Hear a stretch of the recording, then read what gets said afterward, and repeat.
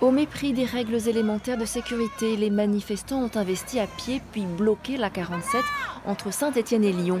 À la mi-journée, les Gilets jaunes ont mis en place un barrage filtrant encadré par les forces de sécurité. S'il vous plaît, tout le monde du même côté. S'il vous plaît. Et toujours sur l'A47, à hauteur de l'échangeur du Sardon à Rive-d'Augier, un autre barrage filtrant s'est créé en fin d'après-midi. Pas d'incident majeur, mais beaucoup de monde, environ 300 manifestants et beaucoup de bouchons. Sur la 7, les opérations escargots ont rendu la circulation difficile toute la journée dans les deux sens, au sud de l'agglomération lyonnaise. Et dans le centre-ville, le rassemblement était place Bellecour dès 8h. Dans l'après-midi, les Gilets jaunes se sont ensuite mis en marche ou à moto, en cortège, pour une manifestation à différents endroits de la ville.